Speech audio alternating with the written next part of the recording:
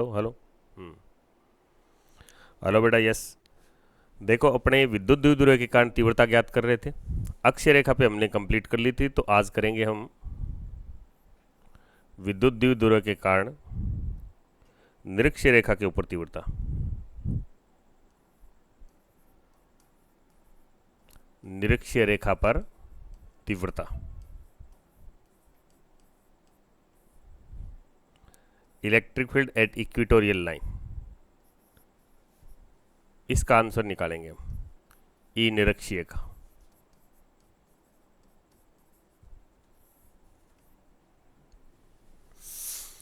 तो सबसे पहले हम एक विद्युत द्विध्रुव लेते हैं। ये माइनस क्यू और ये प्लस क्यू, और दोनों आवेशों के बीच की दूरी 2a, और P का डायरेक्शन हमें पता है नेगेटिव टू पॉजिटिव, माइनस से प्लस की तरफ, और ये इसका मध्य बिंदु सेंटर। तो ए भी एक विद्युत द्विध्रुव है और O इसका केंद्र है, और दोनों आवेशों के बीच की दूरी है या द्विध्रुव की जो लंबाई है वो 2a है। हमें निरक्ष रेखा कौन सी होती है? निरक्ष रेखा होती है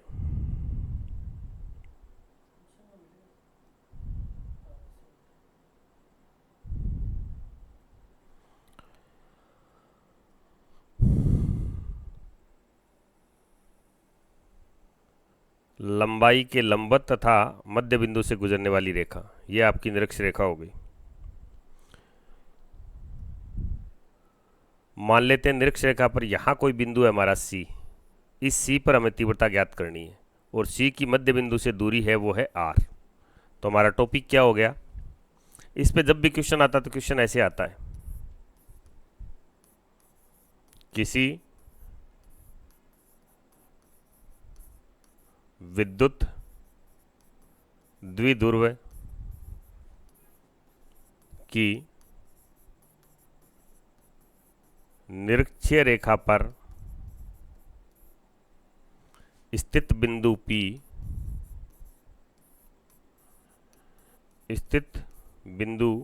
P, P की पोजीशन क्या है? P 90 डिग्री का एंगल दे रहा है, थीटा इसका 90 है, और दूरी कितनी है? R, यानी पोजीशन इसकी R है। थीटा कॉमा R, और थीटा 90 है। बिंदु P की जगह हम क्या मान रहे हैं? यहाँ बिंदु C मान रहे हैं, तो यहाँ मैं लिख देता हूँ C। बिंदु C पर, ये बिंदु C है, ये वाला C पर विद्युत क्षेत्र की तीव्रता का सूत्र प्राप्त कीजिए।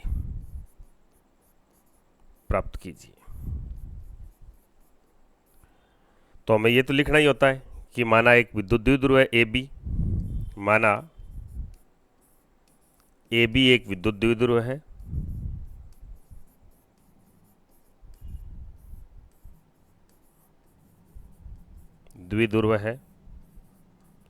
और इस द्विध्रुव का द्विध्रुव आघूर्ण P है, और P का तो आपको पता है P होता है Q इंटू 2a, और इसकी दिशा है माइनस आवेश से प्लस आवेश की तरफ।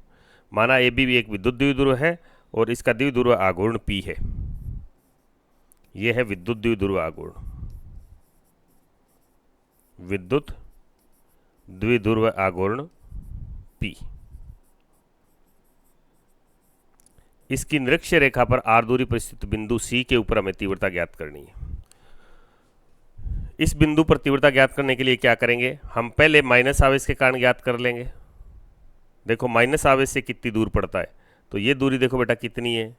तो सर ये तो A है, ये कितनी है? R है, तो ये कितनी होगी? तो इस त्रिभुज को देखिए आप, जैसे मैंने पॉइंट ये लगा दिया C, ये पॉइंट C है, तो दूरी कितनी होगी? AC। तो ये हमारे पास एक त्रिभुज बन रहा है, कौन सा? AOC, समकोण त्रिभुज है, तो ये इसका कर्ण हो जाएगा। कर्ण होगा आधार स्क्वायर प्लस लंब स्क्वायर का रूट, तो इस दूरी को लिख दूं R square plus A square का रूट। बिल्कुल लिख दो सर। और इसके कारण जो तीव्रता आएगी वो किस दिशा में आएगी? तो तीव्रता की डायरेक्शन हमें पता है कि तीव्रता होती है 2R2 नेगेटिव। ये माइनस है तो माइनस की तरफ, ये माइनस की तरफ, ये इसके कारण तीव्रता। हाँ, टू आर टू नेगेटिव और अवे फ्रॉम पॉजिटिव। तो ये तीव्रता ये हमारी E1 मान लेता हूँ इसको, ठीक है सर। डायरेक्शन बेटा ये होगी C से A की तरफ। तो ऐसे ही क्या करेंगे आप, ऐसे ही इसके कारण देखेंगे दूरी,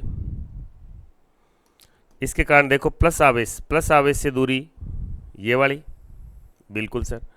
ये दूरी भी वही है, समकोण त्रिभुज बन गया कौन सा, BOC। तो ये भी कर्ण है, तो ये भी क्या होगा R² प्लस A² का रूट, क्योंकि इसका ये तो हो गया हमारा लंब और ये हो जाएगा इसका आधार। तो ये दूरी हमारी कितनी है A और ये है R, तो ये कर्ण क्या बना R² प्लस A² का रूट। और प्लस के कारण जो तीव्रता आएगी वो तीव्रता कहाँ होगी, तो तीव्रता की direction away from positive, plus से दूर, ये प्लस से दूर, ये E2। अब हमें मेनली देखना है कि E1 और E2 न तो समान दिशा में और न विपरीत दिशा में, ये तो अलग अलग दिशाएं हैं, इन दोनों के बीच का कुछ एंगल है। तो हमें क्या करना पड़ेगा, इनको घटकों में बांटना पड़ेगा। तो पहले देखते हैं इन दोनों के बीच में एंगल कितना है। मान लेता हूं मैं ये एंगल थीटा है, ये एंगल थीटा है और ये एंगल थीटा है। तो ऐसा जो त्रिभुज है, ऐसा कैसा त्रिभुज इधर बड़ा है, तो ये भी एंगल कितना होगा, थीटा। तो ये कितना हो जाएगा, तो आप कहोगे सर थीटा थीटा, तो ये किसी त्रिभुज का जो बहिष्कोण होता है वो त्रिभुज के अंतरामी कोणों के योग के बराबर होता है। ये थीटा, तो ये बहिष्कोण त्रिभुज का बहिष्कोण हुआ, तो ये कितना हो जाएगा 2 थीटा। नेक्स्ट पेज पे अच्छे से डायग्राम बना लेते हैं, क्योंकि ये काम टोटल डायग्राम से ही होना है। हमारे पास विद्युत द्विध्रुव क्या था, -q और +q, और दोनों के बीच का जो दूरी था वो कितना था 2a। तो ये a और ये भी a, क्योंकि ये मध्य बिंदु था O। हमारा जो पॉइंट ऑफ इंटरेस्ट था बिंदु C, जिस पर तीव्रता निकालनी थी, वो ये था C की माइनस आवेश से दूरी, ये दूरी तो R थी मध्य बिंदु से, तो ये दूरी हमारी क्या बनी, ये बनी सर R² प्लस A² का रूट। और बेटा ये दूरी डिटो सेम टू सेम ये है, तो ये दूरी भी हमारी भी R² प्लस A² का रूट। तीव्रता की डायरेक्शन शो करूं, तो तीव्रता की डायरेक्शन आपको पता है कि बिंदु C पर निकालनी है, तो यहाँ एकांक धनावेश मानो, ये क्या करेगा उसको आकर्षित, वरना सीधी याद रख लो, माइनस की तरफ होती है और प्लस से दूर होती है। तो इसको मैंने नाम दिया था E1 और इसको नाम दे दिया E2। अब बेटा ये एंगल यदि थीटा है, तो ऐसा त्रिभुज ये है RA, ये कर्ण, तो यही कर्ण ये RA, तो सेम टू सेम एंगल यही होगा, ये थीटा। एक प्रमेय होती है कि त्रिभुज के बहिष्कोण का मान त्रिभुज के दो अंतरामी कोणों के योग के बराबर होता है। ये थीटा, तो ये कितना आएगा, तो आप कहोगे सर ये तो 2 थीटा, ये कितना आया 2 थीटा। अब यदि मैं एक बायोसेक्टर ड्रॉ कर दूं, जैसे फॉर एग्जांपल मैं एक बायोसेक्टर ड्रॉ करूं, बायोसेक्टर मतलब अर्धक, ये अर्धक ड्रॉ किया, तो ये टोटल 2 थीटा था, तो ऊपर कितना रह गया और नीचे कितना रह गया,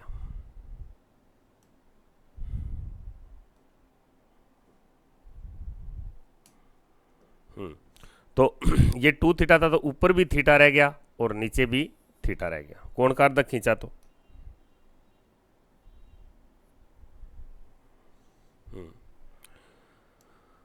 तो बेटा ये भी थीटा है और ऊपर वाला भी क्या है, थीटा। अब इसके घटक बांट देंगे E1 का। E1 का इधर कौन सा आएगा, थीटा के साथ कौन सा आता है, तो थीटा के साथ आता है कोस, तो इधर दे दूंगा E1 कोस थीटा। और इधर नीचे की तरफ इस E1 का, जिसके घटक बांटने होते हैं उस पर हाथ जोड़ लो, ये, और एक इधर दे दो और एक इधर दे दो 90 डिग्री पर। तो इधर थीटा के साथ आया E1 कोस थीटा और इधर आएगा E1 साइन थीटा। ऐसे कैसे E2 के घटक बांटो, तो थीटा के साथ इधर E2 का कौन सा आएगा, इधर आएगा sir E2 cos theta, okay sir. और इसका इधर ऊपर की तरफ कौन सा आएगा, E2 का साइन थीटा। अब पहले हम देख लेते हैं कि E1 का मान कितना है, E2 का मान कितना है।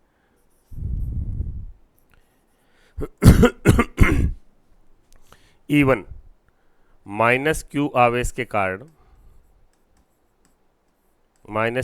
के कारण कितनी दूरी पर, R² प्लस A² के रूट, दूरी पर विद्युत क्षेत्र की तीव्रता, विद्युत क्षेत्र की तीव्रता। तो लिखा मैंने E1, E1 क्या होगी, E1 होगी K, आवेश कौन सा, Q, नेगेटिव नहीं लिखेंगे क्योंकि नेगेटिव के कारण हमने डायरेक्शन शो कर दिया, तो बटे दूरी का स्क्वायर, तो ये दूरी है, इसका स्क्वायर करोगे तो रूट हट जाएगा, तो ये माना है मेरे पास R square plus a square. ये परिमाण आ गया माइनस क्यू आवेश के कारण तीव्रता। इसी प्रकार मैं करूंगा प्लस क्यू आवेश के कारण, आवेश के कारण इससे बिंदु सी कितनी दूरी पर है, सर वही दूरी है वापस, बिल्कुल बेटा वही है, के कारण r square plus a square दूरी पर तीव्रता। तो E2 तीव्रता लिखने का तरीका के लिखो, फिर आवेश लिखो, आवेश Q है दूरी वो की वही है।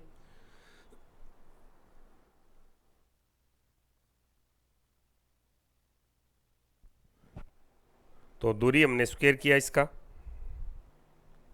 तो r square plus a square, ये समीकरण नंबर 1 और ये समीकरण नंबर 2।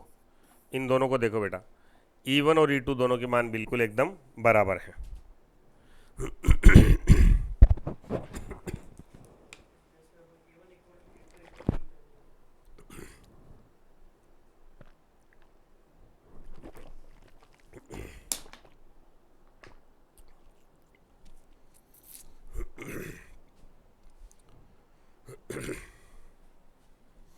तो E1 और E2 दोनों के मोड बराबर हैं, दिशाएं बराबर नहीं है, दिशा समान नहीं है। Mod of E1 is equal to mod of E2, या आप सीधा लिख सकते हो कि E1 का मान किसके बराबर है, E2 के बराबर। अब ध्यान दो, बिंदु C के ऊपर तीव्रताएं घटक बांटने के बाद क्या सीन हो गया था, ये बिंदु C था, तो इधर दो तीव्रताएं आ चुकी थी, एक तो E1 का कोस थीटा और एक इस पे था E2 का कोस थीटा, दोनों समान दिशा में थे, और इधर था E2 का साइन थीटा और इसके जस्ट अपोजिट था E1 साइन थीटा। ये कौन सा डायग्राम बनाया सर आपने, तो बेटा ये डायग्राम बनाया मैंने, ये वाला ऊपर वाला, दो तीव्रता इधर है, एक ऊपर है और एक नीचे है।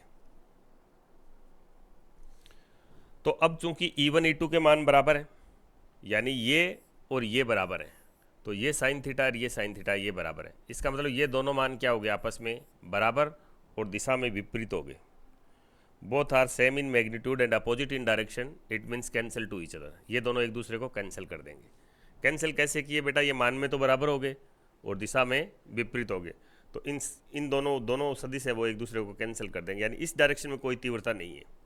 और ये दोनों कैसी डायरेक्शन में, तो आप कहोगे सर ये दोनों सेम डायरेक्शन में, सेम डायरेक्शन में तो एडअप हो जाएंगी, जुड़ जाएंगी। तो मुझे बिंदु C के ऊपर कुल तीव्रता क्या मिली, बिंदु C पर, बिंदु C कौन सा बिंदु है सर, निरक्षीय बिंदु है, बिल्कुल है बेटा निरक्षीय, ये निरक्षीय। तो तीव्रता देखें कितनी मिल रही है, इस पर मिल रही है E1 cos theta plus E2 cos theta, क्योंकि both are in the same direction, दोनों एक ही दिशा में। चूंकि E1 का मान किसके बराबर है, E2 के बराबर है, तो E2 की जगह क्या पुट कर सकता हूँ, E1, तो मैंने लिखा E1 cos theta plus E1 cos theta, तो मेरे पास टोटल मान क्या आया, 2E1 कोस थीटा। ये मेरे पास आया E निरक्षीय का मान। अब मुझे केवल दो ही काम करने हैं, मेरे को E1 का मान लिखना है और कोस थीटा का मान लिखना है। देखिए E1 का मान तो ये रहा, और कोस थीटा यहाँ से कैलकुलेट कर लेंगे हम, कोई एक त्रिभुज लिया हमने, कोस थीटा देख लेंगे। बेटा हर बच्चा जानता है कि कोस थीटा बराबर होता है बेटा आधार बटा कर्ण, किसी समकोण त्रिभुज में कोस थीटा होता है आधार बटा कर्ण। इस त्रिभुज का, या इधर वाला त्रिभुज ले लो या इधर वाला ले लो, इस त्रिभुज में आधार क्या है सर, ए है, और कर्ण बेटा ये वाली लाइन है, तो मैं इसका मान लिखूंगा ए अपॉन ये कर्ण, R square plus a square का रूट, और E1 का मान, मैं उसमें E1 का मान लिखने जा रहा हूं और कोस थीटा का मान लिखने जा रहा हूं। तो मेरे पास जो ये लास्ट वाला आंसर आया है, इस आंसर में इधर लिख लेता हूँ ई निरक्षीय। तो ई निरक्षीय में आया भैया 2E1 cos theta. I write here value of E1 and cos theta. तो दो है ही। E1 का मान समीकरण 1 में आप देखेंगे तो KQ/R² प्लस A² है। Yes sir. और कोस थीटा बेटा अभी निकाला था मैंने, तो कोस थीटा था आधार, ये था उस त्रिभुज का, कर्ण था R² प्लस A²। 2KQ और A, बिल्कुल। तो R² प्लस A², और रूट जो होता है वो कितनी पावर होता है, 1/2 पावर होता है। तो R² प्लस A² की पावर 1/2। इसकी पावर तो कितनी है, इसकी पावर तो 1 है, और ये पावर है आधी, ये 1 और ये हाफ। इस 2 को 2 इस A के आगे लिख देते हैं। KQ 2 को इधर लिखा यानी 2A, क्योंकि हमें P लेना है इसमें, तो ये P बन गया। जब आधार सेम होता है तो घातों का योग होता है। आधार दोनों का सेम है, घात क्या है, इसकी 1 है और इसकी हाफ है, तो टोटल पावर कितनी हो जाएगी, R² प्लस A², पावर भी 1.5। 1.5 का मतलब 3/2। ये हमारे पास किसका उत्तर आ रहा है सर, ई निरीक्षक आ रहा है। बिल्कुल बेटा, ई निरीक्षक आ रहा है। ई निरीक्षक का मेरे पास उत्तर आया ई इक्विटोरियल, ई निरीक्षक। डायरेक्शन करेंगे, डायग्राम में बताऊंगा डायरेक्शन आपको, पहले मान देख लेते हैं इसका। KQ 2A upon R² plus A² की पावर कितनी बेटा, 3/2। अब दो चीज़ें करेंगे अपने। Q इंटू 2A क्या होता है, तो आप कहोगे सर Q इंटू 2A तो होता है P। बिल्कुल बेटा, P होता है, Q इंटू 2A P होता है। और हमें पता है कि R बड़ा मान है और A छोटा मान है। A is very very less than R, और square of A is very very less than R²। तो R² के तुलना में A² बहुत ही छोटा है।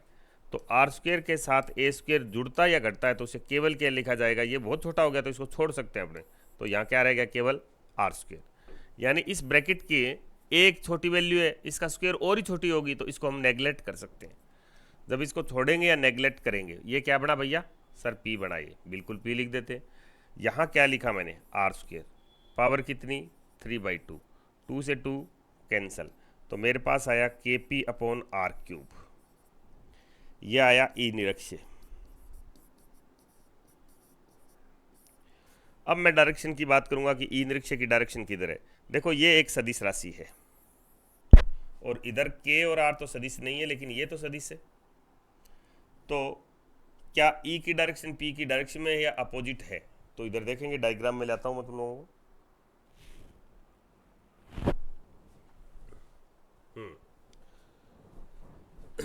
P की डायरेक्शन किधर है, माइनस से प्लस की तरफ। This is the direction of P। ये किसकी डायरेक्शन है, माइनस आवेश से प्लस आवेश की तरफ P की डायरेक्शन है। और परिणामी तीव्रता इस डायरेक्शन में तो रही नहीं, इसने इसको कैंसिल कर दिया, ये दोनों इधर ही रही। तो परिणामी तीव्रता की दिशा तो ये है और P की डायरेक्शन ये है। P यदि आई कैप में है तो ये माइनस आई कैप में, या P कैप में है तो ये माइनस P कैप में है। यानी दोनों एक दूसरे के अपोजिट डायरेक्शन में हैं, P और E इक्विटोरियल, E निरीक्षीय। हाँ, अगर मैं इसको वेक्टर फॉर्म में लिखूं तो वेक्टर फॉर्म में क्या लिखूंगा, वेक्टर फॉर्म में लिखेंगे E निरीक्षीय सदिश रूप में, यानी E वेक्टर लगा दिया, तो मैंने लिखा KP वेक्टर अपॉन R³। लेकिन P की और E की डायरेक्शन सेम नहीं है, E की डायरेक्शन P की डायरेक्शन उसके उल्टा है, तो यहाँ किसका निशान लगा दूं, माइनस का। अब ज़्यादा से ज़्यादा आप K का मान चेंज कर सकते हो। इलेक्ट्रोस्टैटिक कांस्टेंट है K, हर बच्चा जानता है, 1/4πε0। Then I write here E निरीक्षीय, निरीक्षीय बिंदु के ऊपर तीव्रता, तो बेटा लिख दूंगा मैं -1/4πε0 P vector upon R³। Minus केवल आपको ये बता रहा है कि P की E की डायरेक्शन है वो P के कैसी डायरेक्शन में, अपोजिट डायरेक्शन में। तो आप ऐसे लिख सकते हो कि E निरक्षीय इज एंटी पैरेलल, एक इस डायरेक्शन में तो दूसरा इस डायरेक्शन में, anti parallel to p vector. Okay, दोनों में क्या फर्क है, ई इक्वेटोरियल में और ई एक्सियल में। देखो ई अक्षीय का सूत्र आपका क्या आया था सर, ई अक्षीय का सूत्र आया था 2k p vector upon r cube, यानी इसका डायरेक्शन पी की डायरेक्शन में था। और ई निरक्षीय में दो चीज़ें चेंज होने वाली है। ई निरक्षीय, एक तो ये 2 नहीं आएगा, तो मैग्नीट्यूड में तो जस्ट इसका आधा हो गया, और डायरेक्शन में ई की डायरेक्शन और इसकी डायरेक्शन एक दूसरे के अपोजिट है, तो क्या आ जाएगा माइनस। तो इसमें एक तो 2 नहीं आएगा और एक क्या आ जाएगा, माइनस आ जाएगा। और कई बार इससे ऐसे पूछ लिया जाता है कि ई अक्षीय और ई निरक्षीय में क्या रिलेशन है, तो ई निरक्षीय का डबल है ई अक्षीय, डबल। अगर ई निरक्षीय को मैं 2 से गुणा कर दूंगा तो इस वाला उत्तर बन जाएगा माइनस। इसलिए नहीं करेंगे कि minus show the direction, minus तो डायरेक्शन बता रहा है, माइनस तो ये कह रहा है कि ई अक्षीय की डायरेक्शन होगी, उसके विपरीत ई निरक्षीय की डायरेक्शन होगी। मैं इधर केवल मैग्नीट्यूड की बात कर रहा हूँ, तो ई अक्षीय डबल होता है ई निरक्षीय का। ओके बेटा, इसको बिल्कुल अच्छे से देखें। ये 2 क्वेश्चन है, एक अक्षय वाला है, एक निरक्षीय वाला है। बोर्ड में इनमें से एक क्वेश्चन पूछा जाता है मोस्ट ऑफ केसेस में।